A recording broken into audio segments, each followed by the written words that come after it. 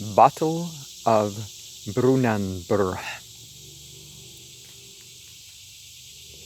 Athelstan king, lord among earls, bracelet bestower, and baron of barons, he with his brother, Edmund Atheling, gaining a lifelong glory in battle, slew with the sword edge, there by Brunanburh, brake the shield wall, hewed the linen wood, hacked the battle shield, sons of Edward with hammered brands. Remember, in some way, a hero life is a lifelong thing. You just don't do something once and that's it. There was a greatness got from their grandsires, theirs that so often in strife with their enemies struck for their hoards and their hearths and their homes. War should be in self-defense.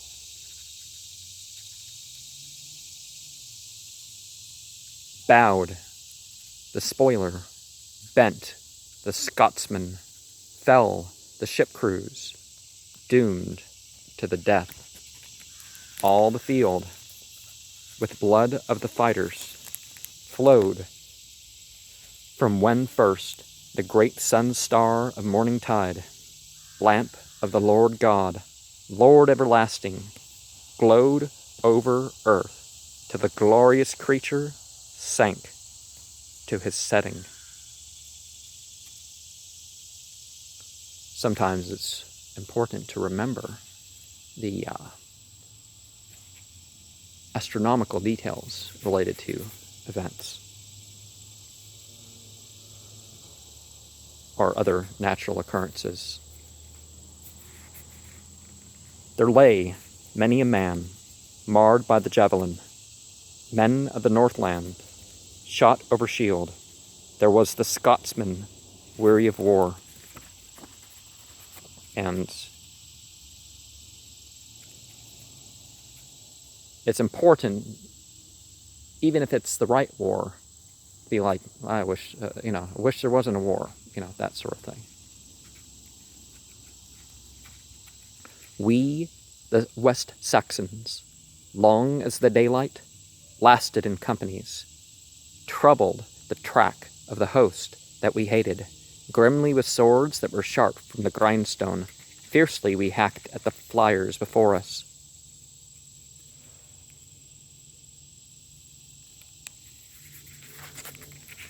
Maybe it would be better to hate the deeds rather than the individuals.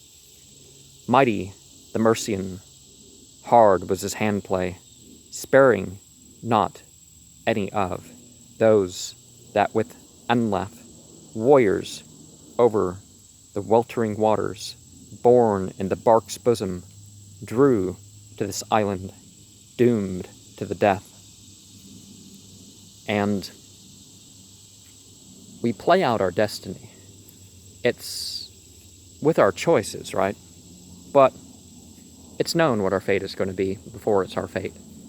Sometimes not to us, though. Usually not to us, at least in some detail. 5 young kings put asleep by the sword stroke. 7 strong earls of the army of Anlaf fell on the warfield.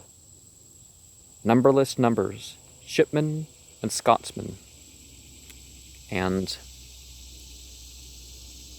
it's pretty much only in modern times, with some exceptions in religious communities, where people actually remembered too much of details of the battle, except, okay, here are the noblemen who fought and died, but how many of the others, and or maybe they remember some of the noblemen or a particular number or something like that. But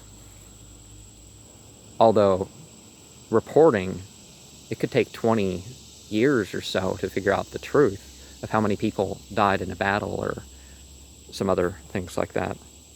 Then the Norse leader, dire was his need of it, few were his following, fled to his warship, fleeted his vessel to sea, with the king in it, saving his life on the fallow flood.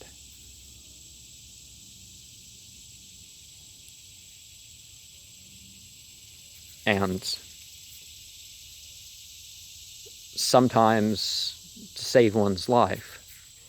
But the leaders should leave the battle. They shouldn't just leave their troops to die.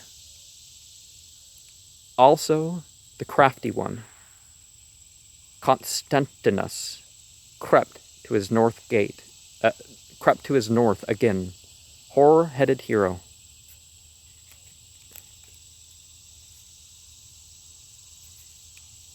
But sometimes it's an acceptable strategy to go back and then, slender warrant had he to be proud of. The welcome of war knives, he that was reft of his folk and his friends, that had fallen in conflict, leaving his son too, lost in the carnage, mangled to morsels, a youngster in war. If you're going to retreat, go for, reinforcements, or, hey, this happened here, bring this back, Slender reason had he to be glad of the clash of the war-glaive, traitor and trickster, and spurner of treaties. He nor had unlaugh with armies so broken, a reason for bragging, that they had the better in perils of battle, on places of slaughter, the struggle of standards, the rush of the javelins, the crash of the charges, the wielding of weapons, the play that they played with the children of Edward. And we find this too, is that it's like, well, these people weren't there, so we can tell them a different story.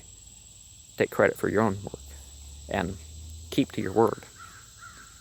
Then, with their nailed prows, parted the Norsemen, a blood-reddened relic of javelins over the jarring breaker, the deep sea billow, shaping their way toward Dyflin again, shamed in their souls. Shame is you disappointed others. You didn't live up to others' standards. A more noble virtue is realizing when you failed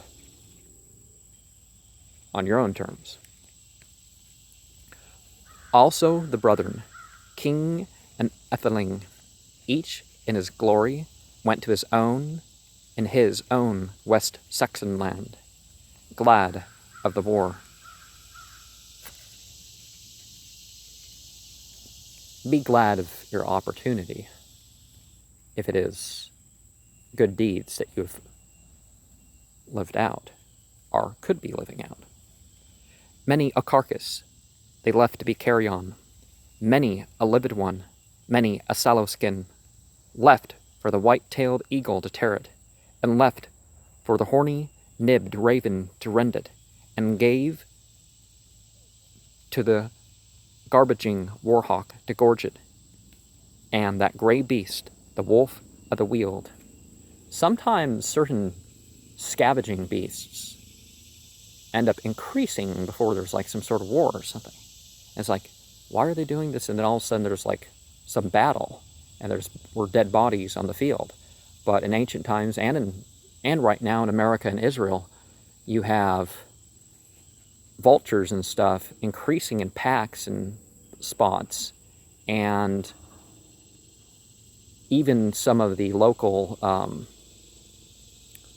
I'm trying to think of the word of the type of scientists, but some of the local scientists are saying, yeah, we don't know why, the forest servant agents and stuff like this,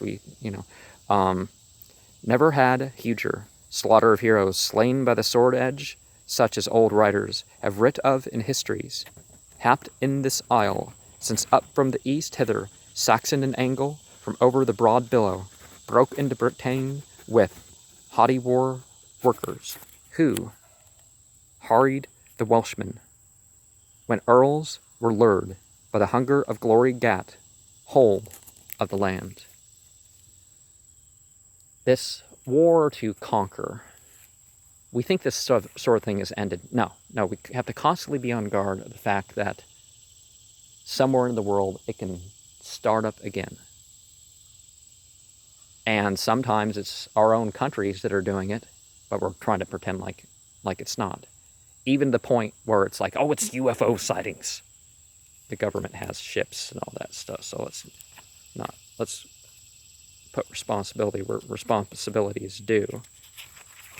And if people are going to try to get back their countries from the corporate and blood and soil movements that have invaded their country to bestow freedom for all, if that's actually what they're leaning for, they're not the insurgents. They're not insurgents against the invaders or something. But how many countries pay colonial tax of one sort or another? How many countries have their resources are polluted by these big corporations? How many countries are they not allowed to grow their own plants? It's not the same as Vikings coming in from the north or something like that. But then again, maybe it is. If there's armies of a certain country in 159 countries since World War II that weren't at the time their allies, per se.